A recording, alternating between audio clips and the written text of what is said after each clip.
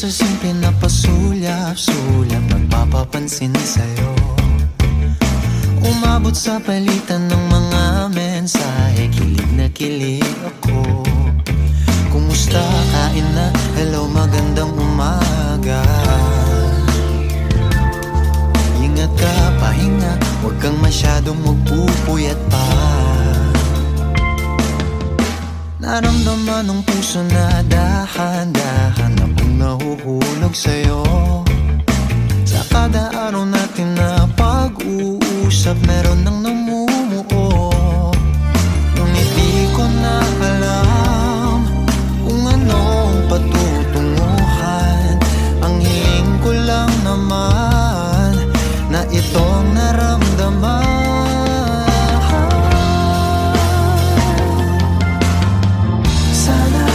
Sana naman ay mapagbigyan na at nang mapakinggan ang tibok ng puso kong sa'yo lang naramdaman ng tunay na kaligayahan. Sana naman mapagbigyan ang tibok ng puso.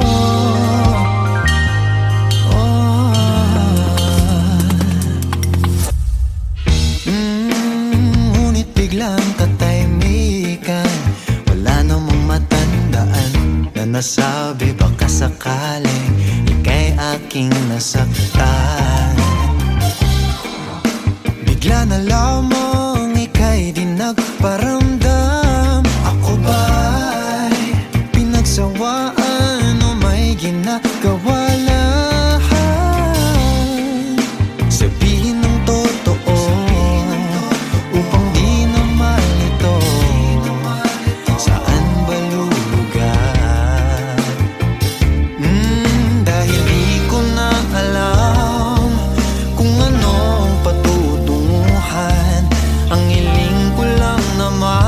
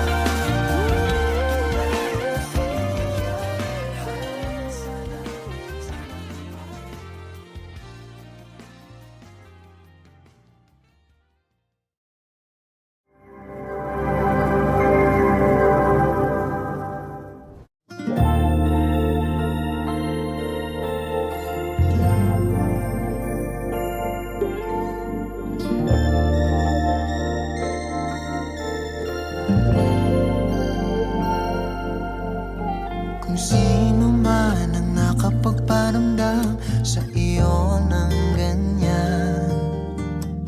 Sana naman ay matutunan niya na hindi basta lang ang iyong halaga. Ha, ha, para ganyanin ka. Ha, ha, laging binabalewala. Siguro naman iyong napapansin kung paano tratuhin. Kung ako pa'y di ka gaganunin at ika'y mamahalin na ng tama at yung madarama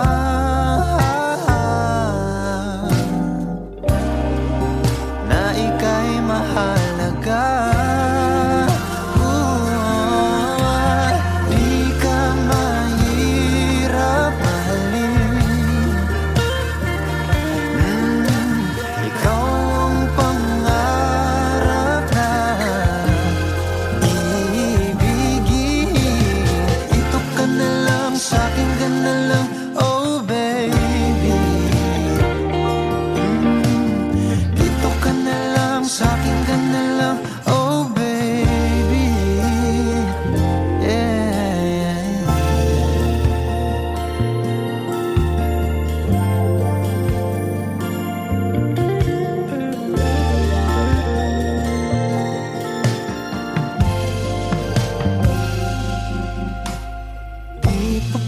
Sapat ang mga luha at sakit na nadarama. Bakit pa kailangan magtiis kung hindi ka na masaya sa pagmamahal niya? Ha, ha, huwag nang ipilit pa. Ha, ha, ang sarili sa kanya.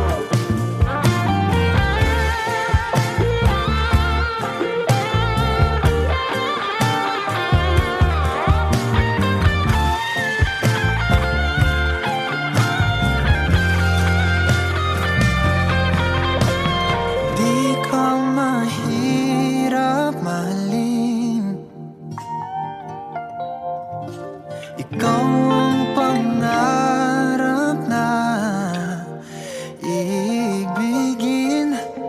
Dito ka na lang, sa'kin ka na lang, oh baby.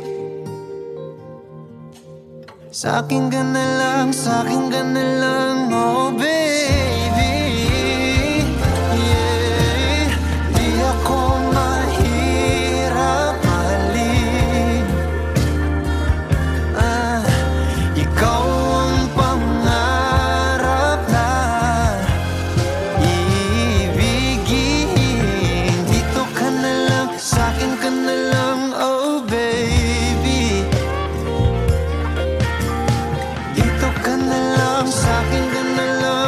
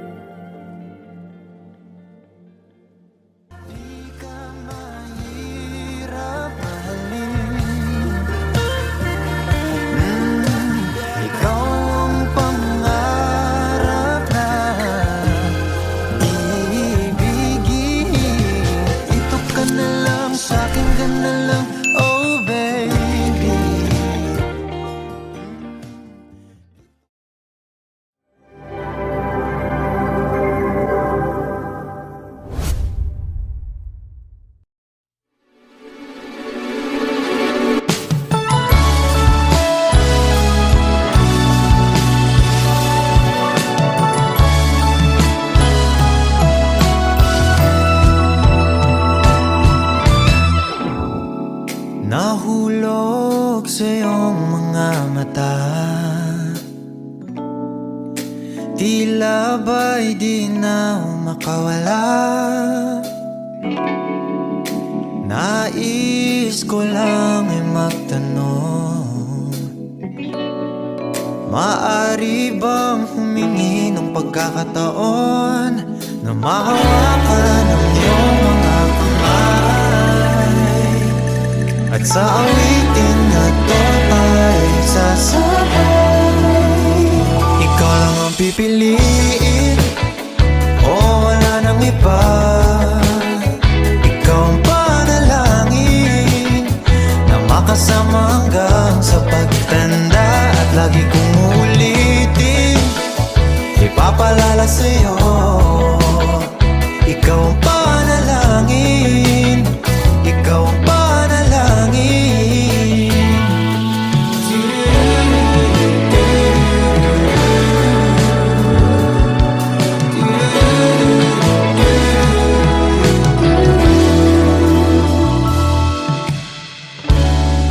Pangakong ika'y aalagaan, ibibigay lahat, pati ang buwan.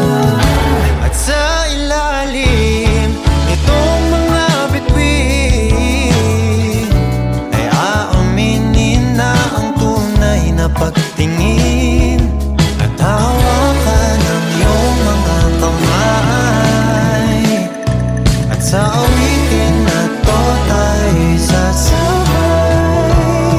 Ikaw lang ang pipiliin, o wala nang iba. Ikaw ang panalangin na makasama hanggang sa pagtanda, at lagi kong uulitin, ipapalala sa'yo. Ikaw ang panalangin, ikaw ang panalangin.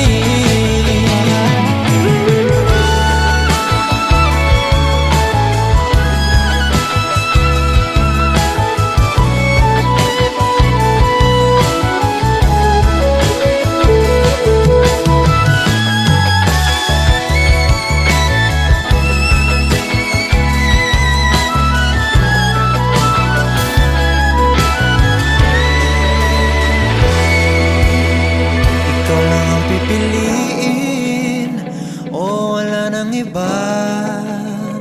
Ikaw ang panalangin na makasama hanggang sa pagtanda, at lagi kong uulitin, ipapalala sa'yo. Ikaw ang panalangin, ikaw ang panalangin. No, wala nang iba. Ang panalangin ko, makasama hanggang sa pagtanda, at lagi kong uulitin, ipapalala sa'yo. Ikaw ang panalangin, ikaw ang panalangin.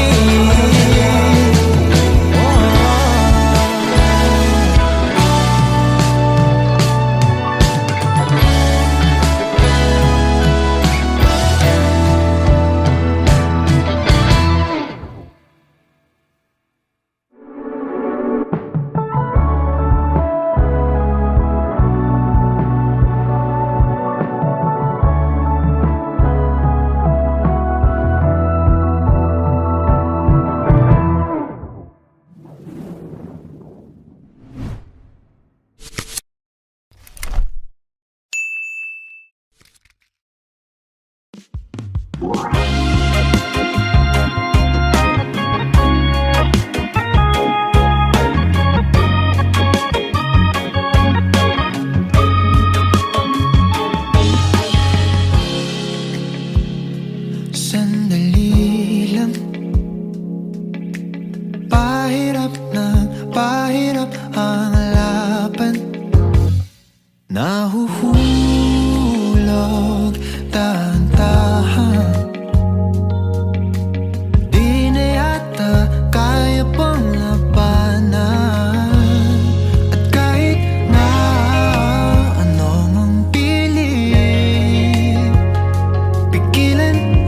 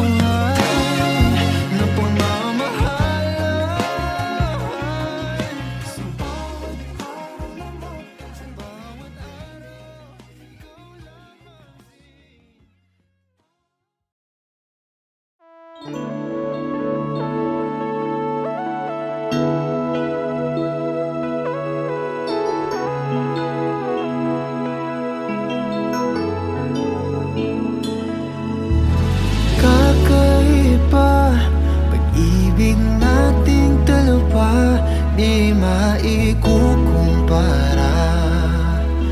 Pagmamahal ng tapat at totoo, pag-ibig ng ikaw at ako.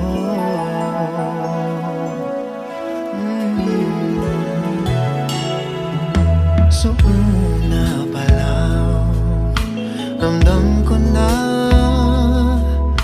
ligtas at masaya ang puso pag nariyang ka. Pag di ka kasama, di mangangamba, kasi alam kong sa akin ka. Balewala ang sasabihin ng iba, at kahit na hindi nila maiintindihan, kakaiba, kakaiba, kakaiba. Pag-ibig nating dalawa, di maikukumpara. Pagmamahal ng tapat at totoo, pag-ibig ng ikaw at ako. Oh, tiwala sa iyo'y buong buo, panatag na ako sa pagmamahal mo. At sakali man na magkamali, ay aayusin at tatanggapin. Balewala ang sasabihin ng iba, at kahit na hindi nila maiintindihan, kakaiba, kakaiba, kakaiba. Pag-ibig nating dalawa, di maikukumpara. Pagmamahal ng tapat at totoo, pag-ibig ng ikaw at kakaiba. Pag-ibig nating dalawa, di maikukumpara. Pagmamahal ng tapat at totoo, pag-ibig ng ikaw at ako.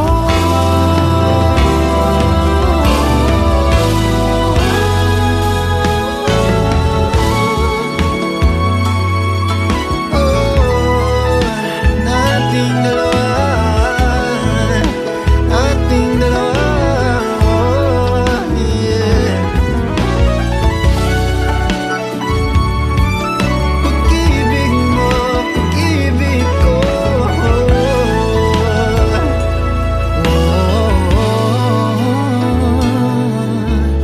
kakaiba. Pag-ibig nating dalawa, di maikukumpara.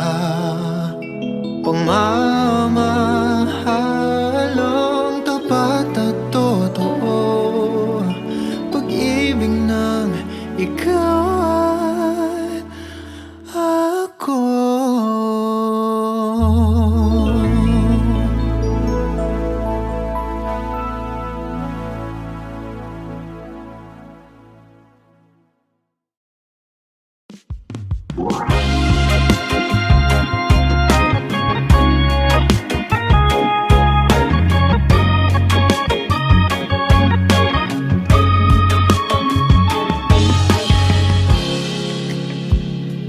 Sandali lang, pahirap ng pahirap ang laban.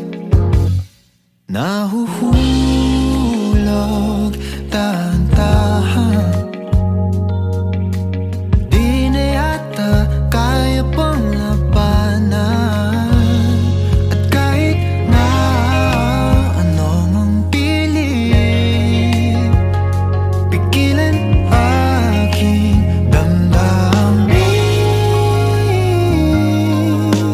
Nais ko sanang ika'y ayain sa panghabang buhay na pagmamahalan. Sa bawat araw na magdaan, pipiliin, ibigin kasi kung mahayaan mo ko na ayain ka.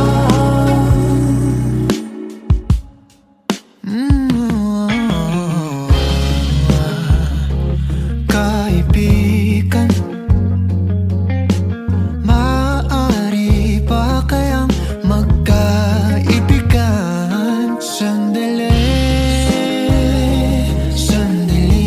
lang. Pwede ba nating mapag-usapan? Sakali lang magkaaminan, pareho ang nararamdaman. Nais ko sanang ika'y ayain sa panghabang buhay na pagmamahalan. Sa bawat araw na magdaan, pipiliin, ibigin kasi kung mahayaan mo ko na ayain ka.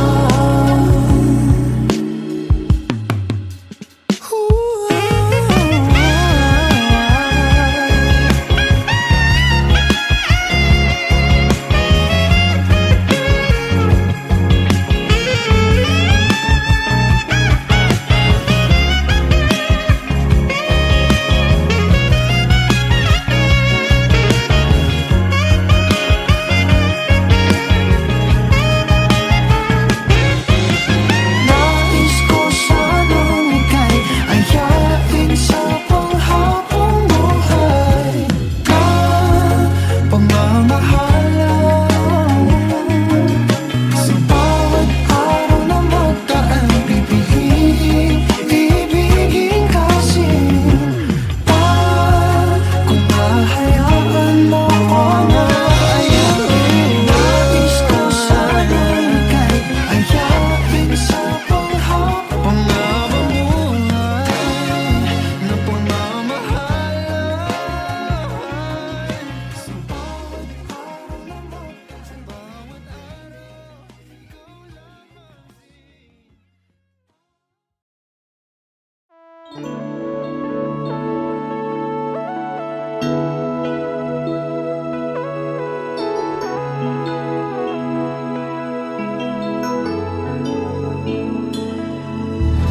kakaiba, pag-ibig nating dalawa, di maikukumpara. Pagmamahal ang tapat at totoo, pag-ibig ng ikaw at ako.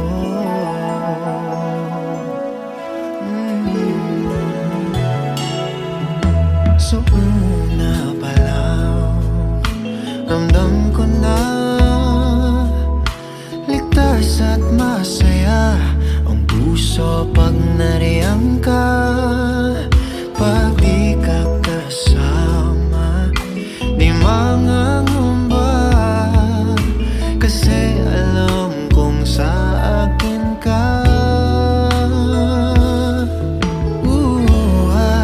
Balewala ang sasabihin ng iba, at kahit na hindi nila maiintindihan, kakaiba.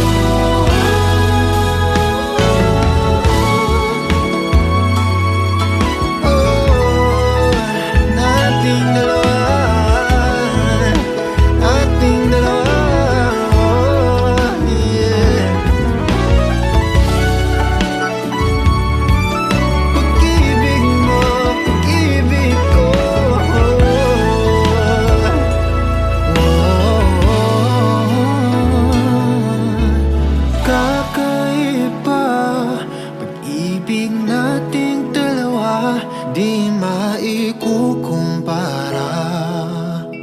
Pagmamahal ang tapat at totoo, pag-ibig ng ikaw at ako.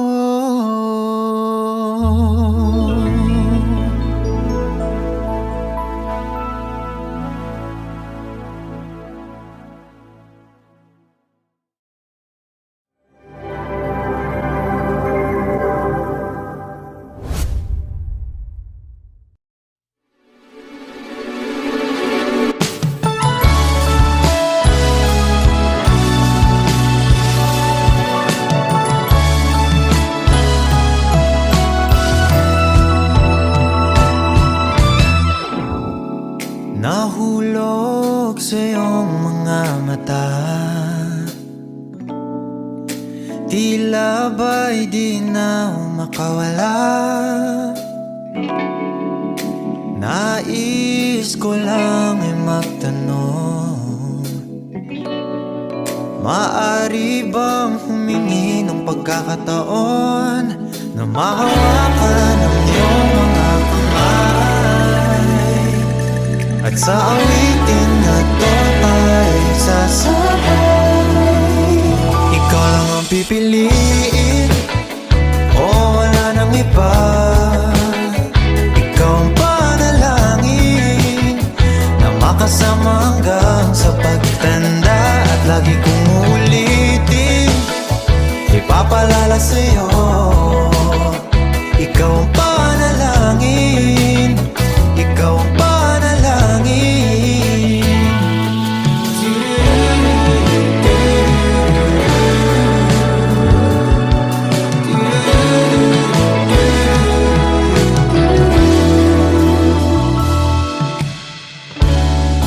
Pangakong ika'y aalagaan, ibibigay lahat, pati ang buwan. At sa ilalim nitong mga bituin ay aaminin na ang tunay na pagtingin, at hawakan ang iyong mga kamay, at sa awitin na to tayo sasabay. Ikaw lang ang pipiliin, o wala nang iba. Ikaw ang panalangin na makasama hanggang sa pagtanda, at lagi kong uulitin, ipapalala sa'yo. Ikaw ang panalangin, ikaw ang panalangin.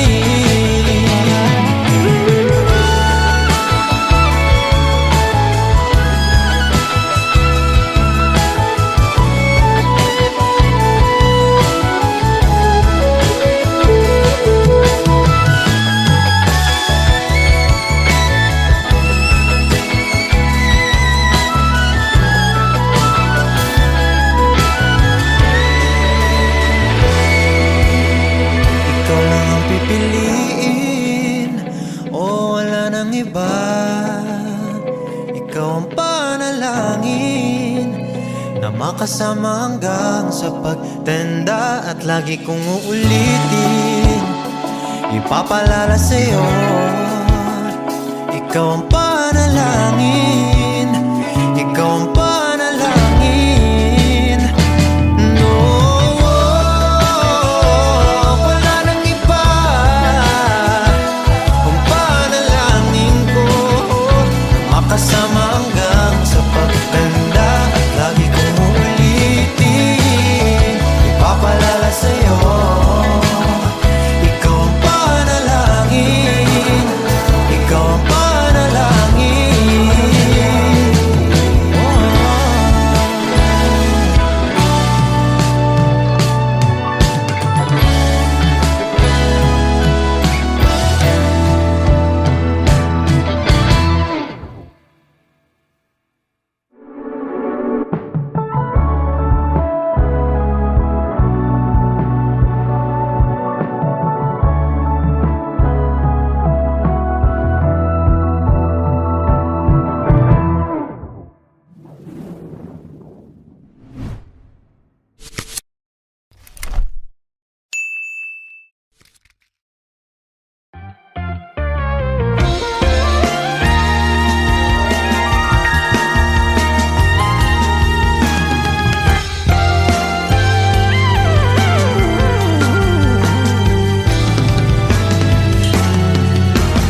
Nagsimula sa simple na pasulyap-sulyap, nagpapapansin sa'yo.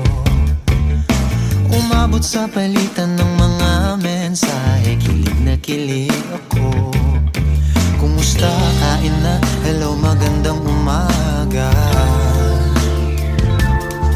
Ingat ka, pahinga, huwag kang masyadong magpupuyat pa. Naramdaman ng puso na dahan-dahan akong nahuhulog sa'yo. Sa kada araw natin na pag-uusap, meron nang namumuo. Ngunit di ko na alam kung anong patutunguhan. Ang hiling ko lang naman na itong naramdaman.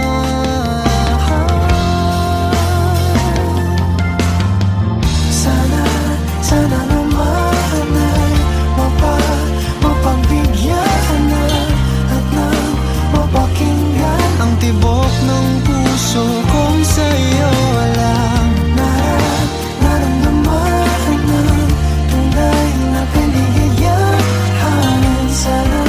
Sana naman mapagbigyan ang tibok ng puso.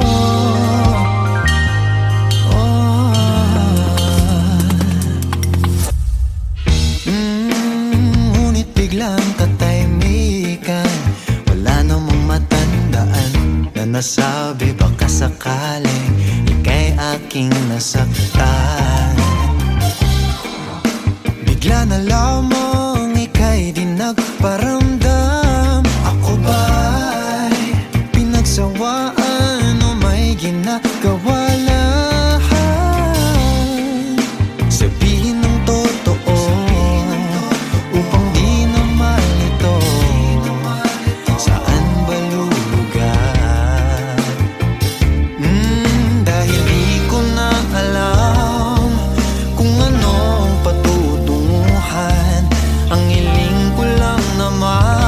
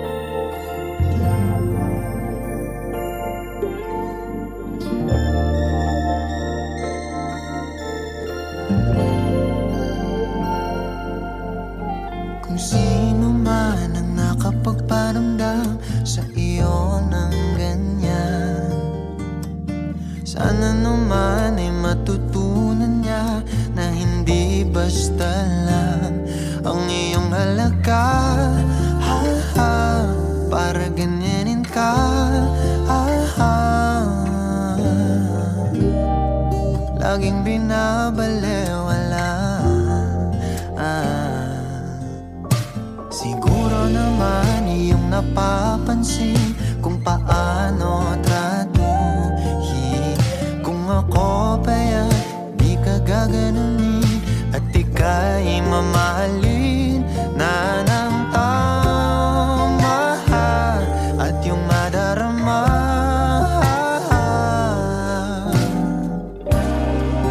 na ika'y mahalaga.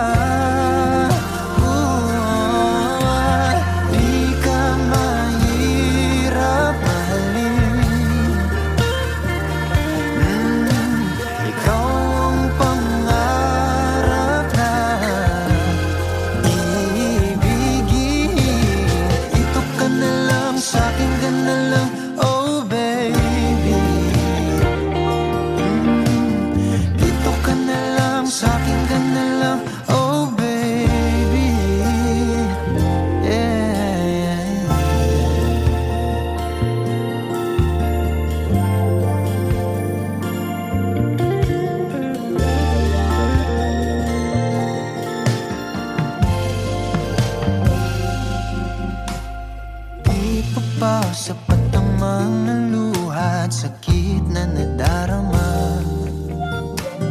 Bakit pa kailangang magtiis kung hindi ka na masaya sa pagmamahal niya? Huwag nang ipilit pa.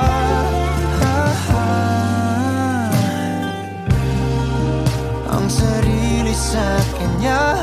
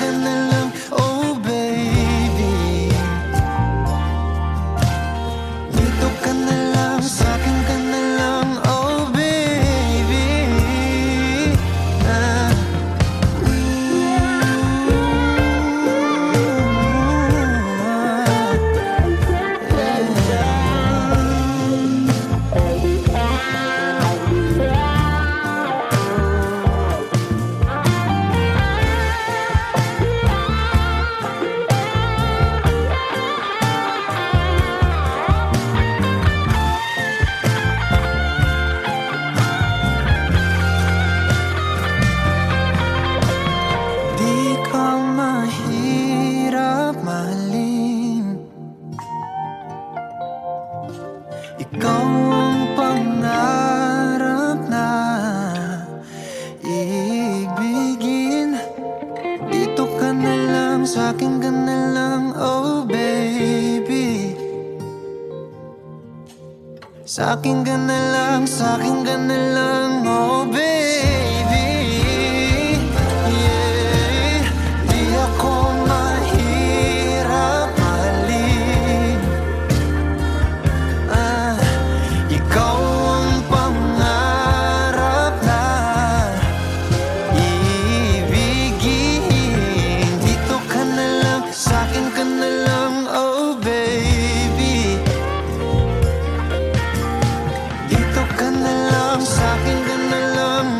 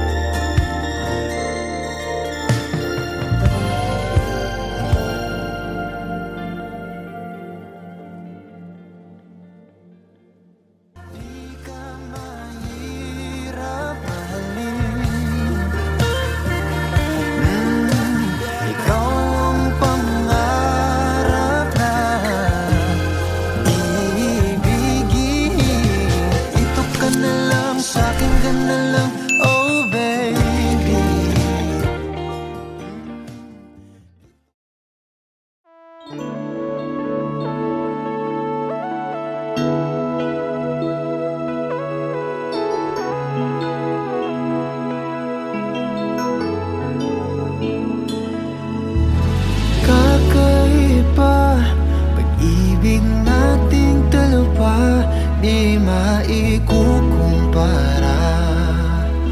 Pagmamahal ng tapat at totoo, pag-ibig ng ikaw at ako.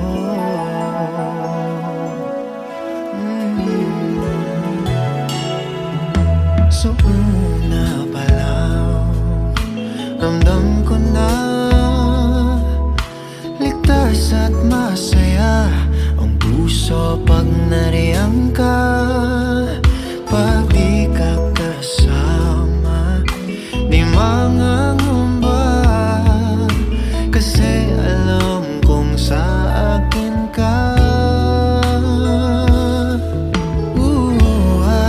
Balewala ang sasabihin ng iba, at kahit na hindi nila maiintindihan, kakaiba, kakaiba,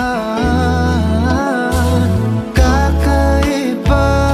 Pag-ibig nating dalawa, di maikukumpara. Pagmamahal ng tapat at totoo, pag-ibig ng ikaw at ako. Oh, tiwala sa iyo'y buong buo, panatag na ako sa pagmamahal mo. At sakali man na magkamali, ay aayusin at tatanggapin. Balewala ang sasabihin ng iba, at kahit na hindi nila maiintindihan, kakaiba, kakaiba, kakaiba. Pag-ibig nating dalawa, di maikukumpara. Pagmamahal ng tapat at totoo, pag-ibig ng ikaw at kakaiba. Pag-ibig nating dalawa, di maikukumpara. Pagmamahal ng tapat at totoo, pag-ibig ng ikaw at ako.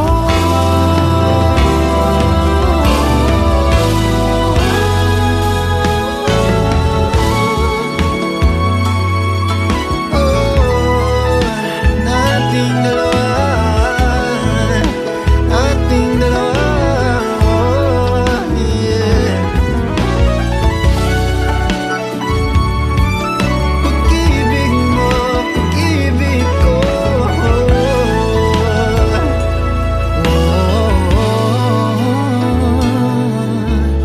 kakaiba. Pag-ibig nating dalawa, di maikukumpara. Pagmamahal ng tapat at totoo, pag-ibig ng ikaw at ako.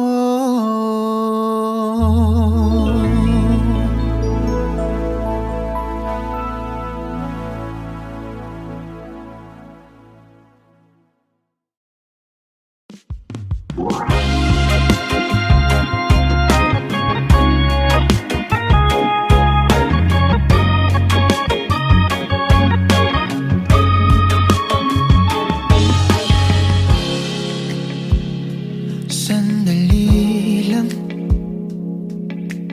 pahirap ng pahirap ang laban.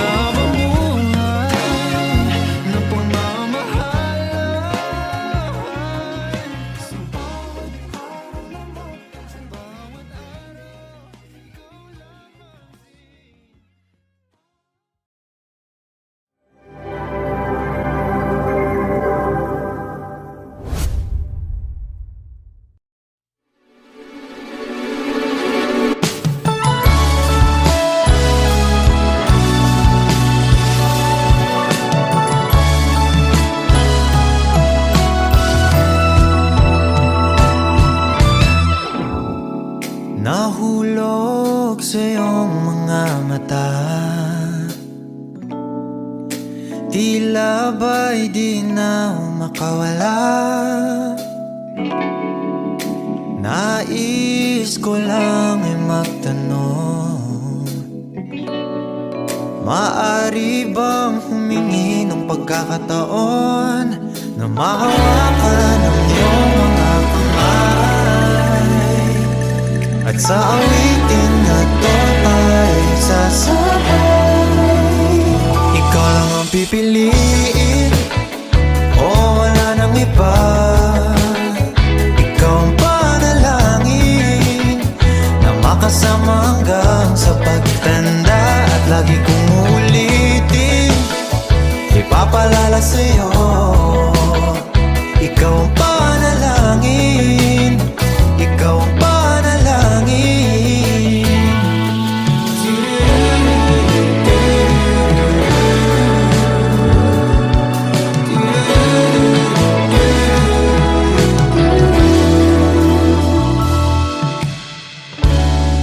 Pangakong ika'y aalagaan,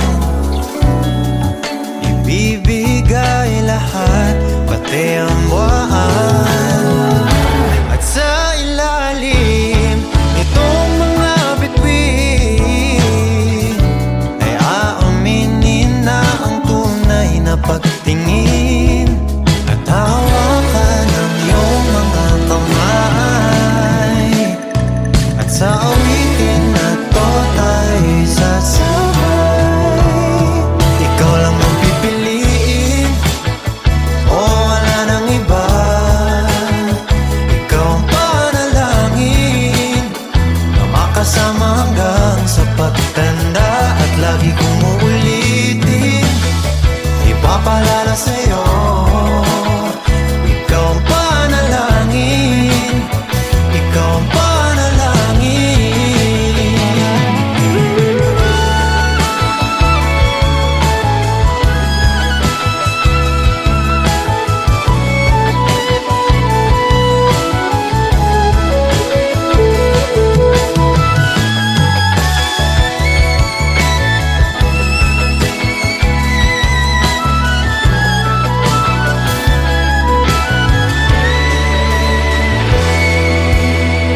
Ikaw lang ang pipiliin, o wala nang iba.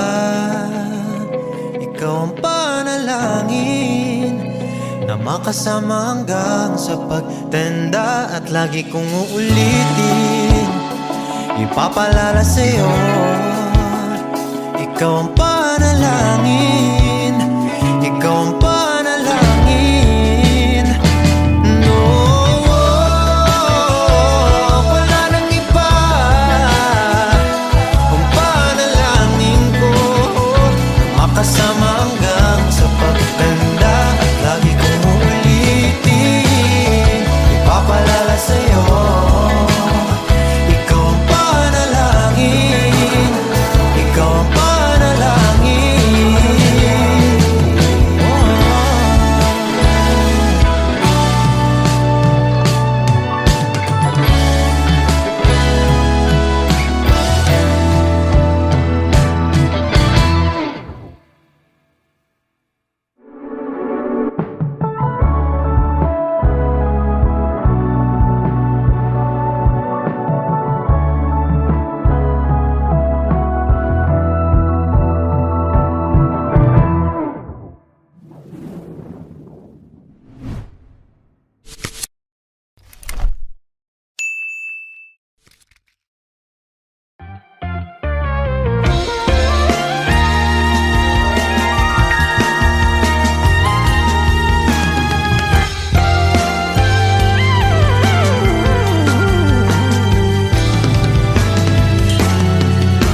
Nagsimula sa simple na pasulyap-sulyap, nagpapapansin sa'yo, umabot sa palitan ng mga mensahe, kilig na kilig ako.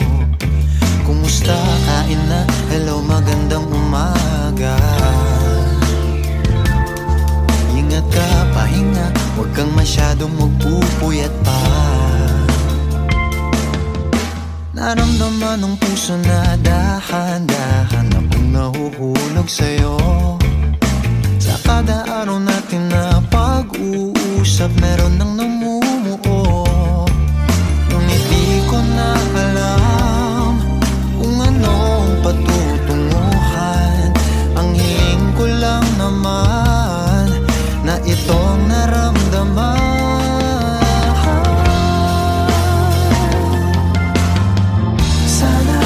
Sana naman ay mapagbigyan na at nang mapakinggan ang tibok ng puso kong sa'yo lang naramdaman ng tunay na kaligayahan. Sana naman mapagbigyan ng tibok ng puso.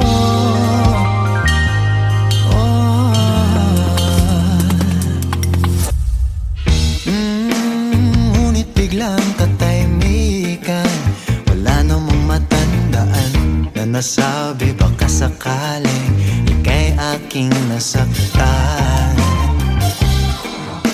Bigla na lamang ika'y di nagparamdam. Ako ba'y pinagsawaan o may ginagawa lang? Sabihin ng totoo upang di na malito. Saan ba lulugar? Dahil di ko na alam kung anong patutunguhan. Ang hiling ko lang naman na itong naramdaman.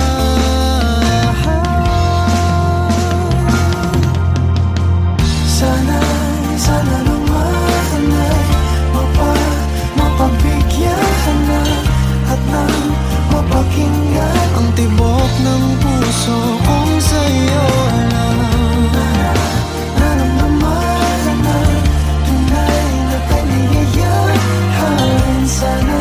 Sana naman mapagbigyan ng tibok ng puso.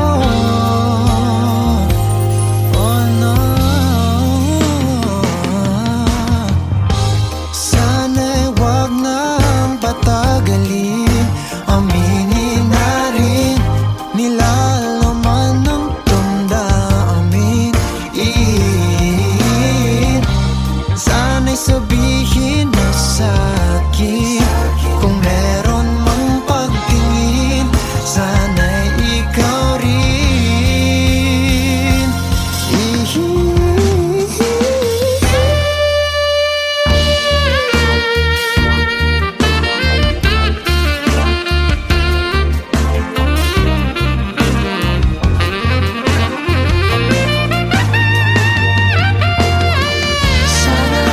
Sana naman ay mapagbigyan na at nang mapakinggan ang tibok ng puso kong sa'yo lang naramdaman ng tunay na kaligayahan.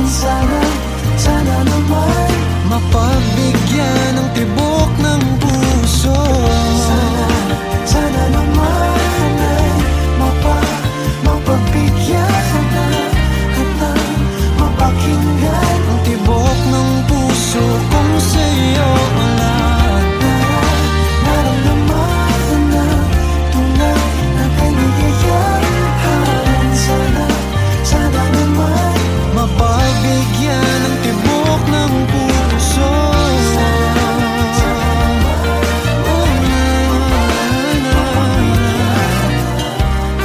Ang tibok ng puso.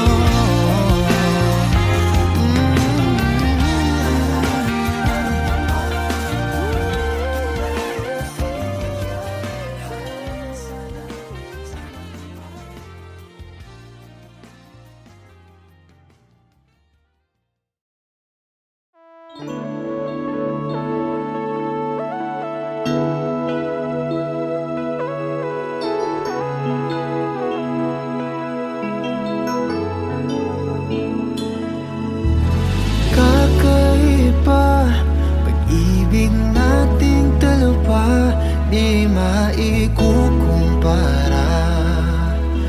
Pagmamahal ng tapat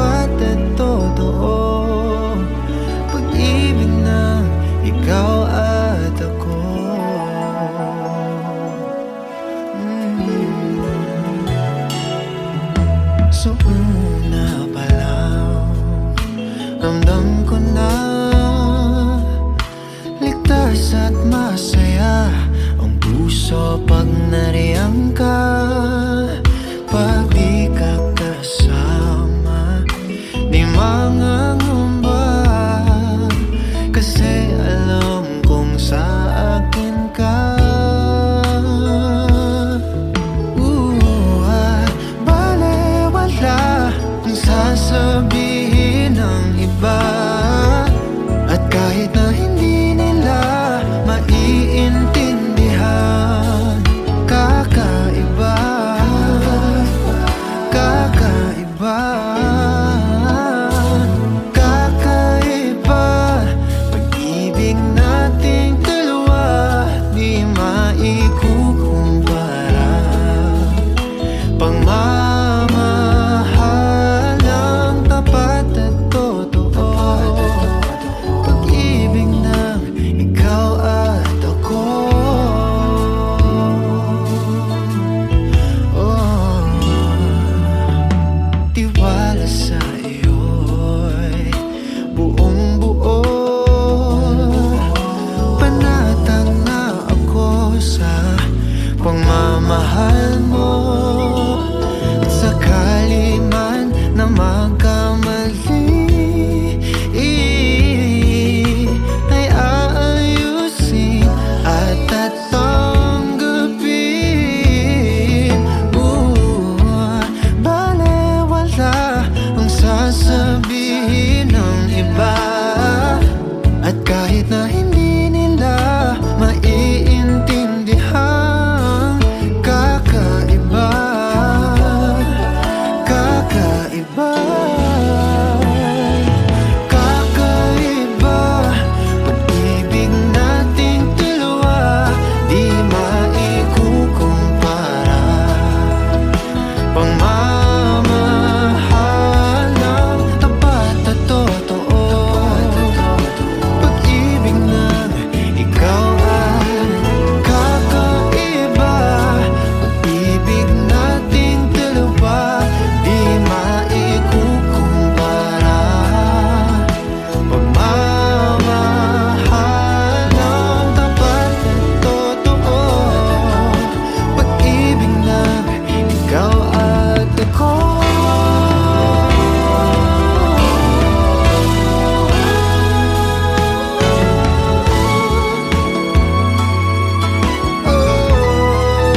Nating dalawa, nating dalawa, yeah. Pag-ibig mo, pag-ibig ko.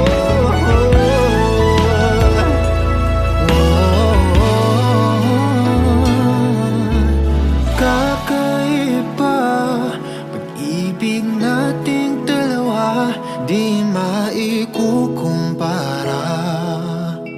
Pagmamahal ng tapat at totoo, pag-ibig ng ikaw at ako.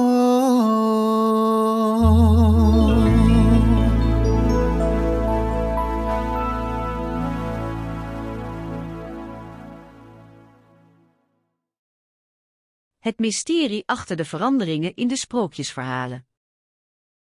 In de drukke en levendige stad van Alpina, waar de straten altijd vol waren van gezelligheid en verwachting, woonde een vrouw met een verhaal.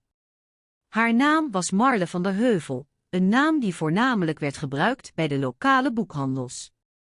Haar appartement lag aan de rand van het historische centrum, nabij de oever van de stromende rivier de Alpina, waar de zonnestralen door de schaduw van de oude bomen vielen. Een ochtend begon Marle haar dag zoals altijd. Ze ging naar beneden om de krant te pakken en de avondtijd te lezen. Toen ze de laatste pagina zag, was haar hart plotseling stilgestaan. Er stond een bericht over het verdwijnen van de bekende sprookjesverhalen uit de stad.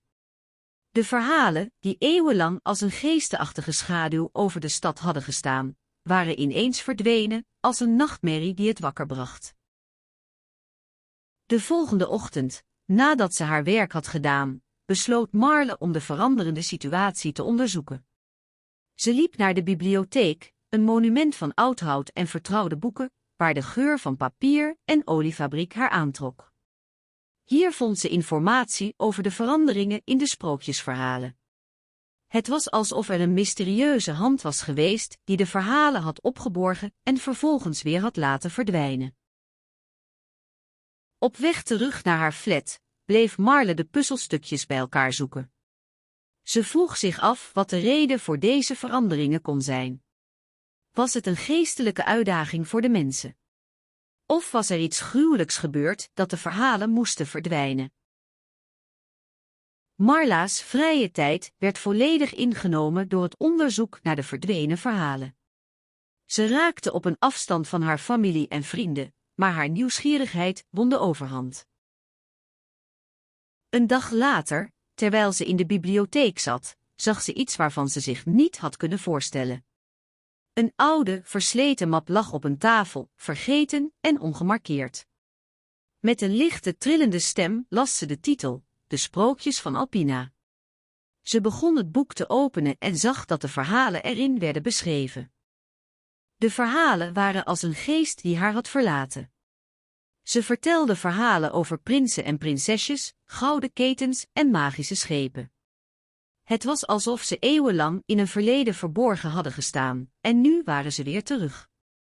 Marle begon te luisteren naar de verhalen, die haar herinnerden aan een tijd waarin het leven eenvoudiger was en de mensheid eerder gelukkig was geweest. Na een hele week had Marle de boekzetting van de verhalen opgezet.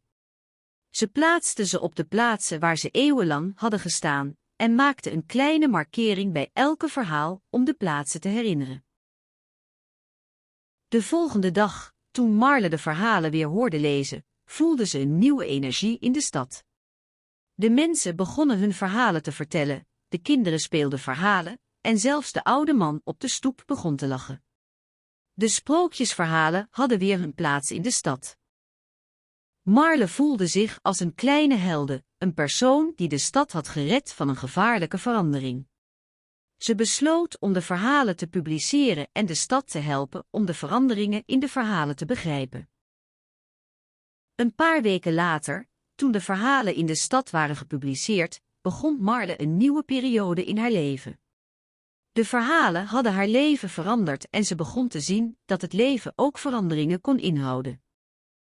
Een historische fictie en de geschiedenis van de film. In de drukke straten van Amsterdam, waar de zonnetjes in de lente zonneschijn verspreidden, woonde een man met een onverwachte naam, Janneke van der Gucht. Ze was een slimme en enthousiaste archiefbeheerster bij een kleine filmbedrijfje. Haar werkzaamheden begonnen pas na de middag, maar zelfs dan werd ze steeds geconfronteerd met historische fictie en de geschiedenis van de film.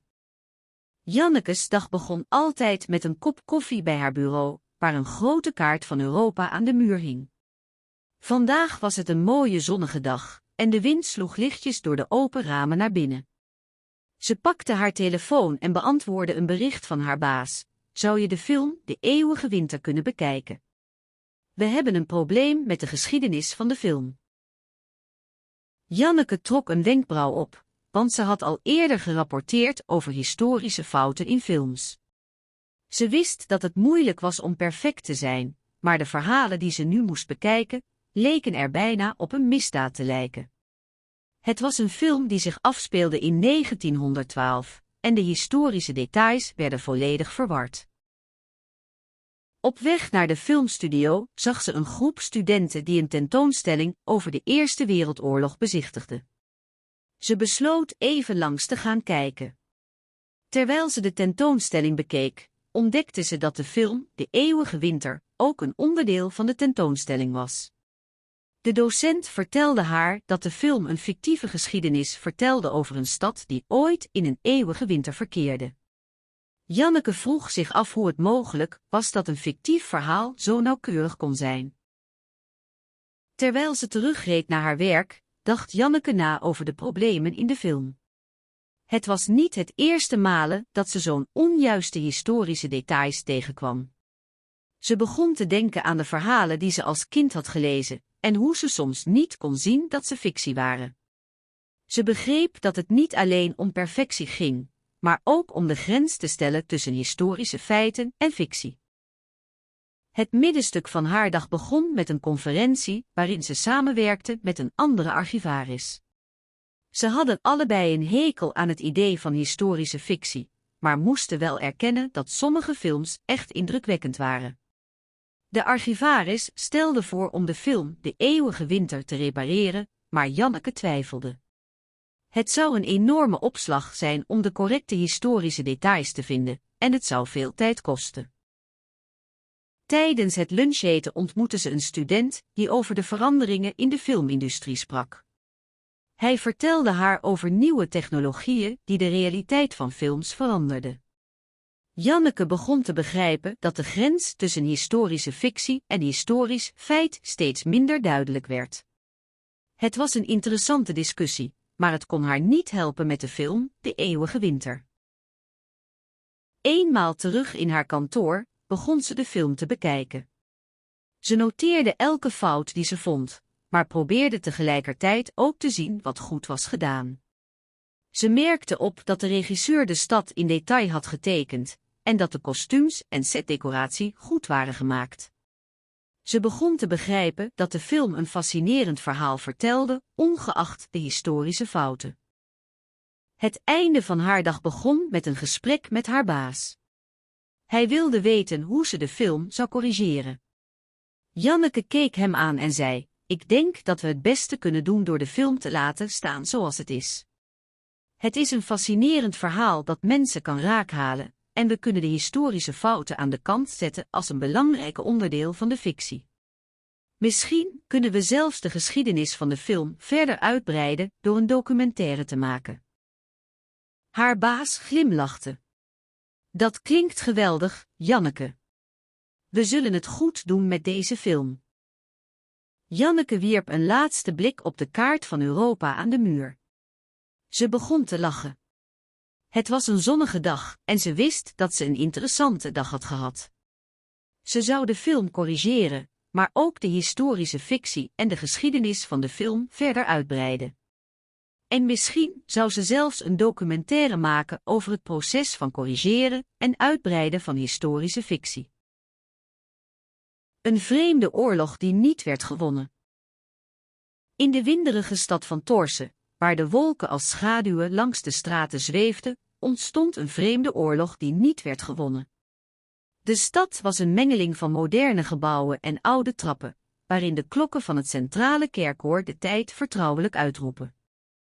Het verhaal begon met een vrouwelijke figuur, die ik voorlopig met de naam Sarah noemde, die zich verloor in de stad. Ze werkte als een serveerster in een kleine café aan de hoek van de straat, waar het altijd een warme lucht hing. Vanuit haar plek zag ze de stad in alle zijn detail, maar ook in het algemeen onbenaderbaar, alsof er iets achter de schermen gebeurde dat ze niet kon zien. De dag begon normaal genoeg. Sarah keek naar de mensen die door de straten marcheerden, hun gezichten een mix van verwarring en onschuld. Ze hield van deze stad, maar voelde zich nu alsof ze een visioen zag dat niet kon worden verdrongen. Eenmaal was het middag en begon de oorlog. Het begon als een kleine ruzie tussen twee mannen in een winkelstraat. Een van hen, een oudere man met een rode baard, had een koele blik in zijn ogen, terwijl de jongere man, een knappe jongen met een brede glimlach, zich tot hem omdraaide. Het was een klein incident, maar het leidde tot een uitbarsting van woede en tegengestelde bewegingen. De situatie brak snel uit in een heftige confrontatie die zich over een hele straat verspreidde. De stad bleef staan en de mensen stonden met open mond te kijken. Sarah, die op haar post was, keek naar het chaos en haar hart sloeg sneller. Ze besefte dat er iets anders aan de hand was dan de gewone conflicten die de stad vaak bezoedelden. De middag verstrekte zich langzaam en Sarah begon te merken dat er iets mis was. Het was alsof de stad plotseling in een andere dimensie was verdwenen, een dimensie waarin de regels van de eeuwige strijd en het leven in het algemeen veranderden. Het was alsof iemand een sluier had opgetrokken die de waarheid verborg, en Sarah voelde dat ze die moest doorbreken. Het was de nacht dat Sarah's gedachten op hol geslagen raakten. Ze liep door de stad, zoekend naar een manier om de waarheid te vinden. Ze passeerde de plek waar de oorlog had plaatsgevonden, waar de mensen nog steeds stonden te kijken, en herinnerde zich hoe ze de spanning en de verwarring in hun ogen had gezien. Ze rende naar de stadswacht, een oude man met een grote bos krullers, die al een tijd lang bekend stond om zijn vermogen om de chaos te beheersen. Sarah vertelde hem over de oorlog en de onverklaarbare verschijning van de sluier. Hij luisterde aandachtig, maar ze kon zien dat hij niet geloofde in de verhalen die Sarah vertelde. Toen Sarah de stadswacht had verteld wat ze had gezien, liet hij haar alleen met zijn grote bureau. Sarah zocht in de archieven en las door naar de oude verhalen van de stad. Ze vond een document dat betrekking had op een vreemde oorlog die eerder in de geschiedenis van Torse was begonnen.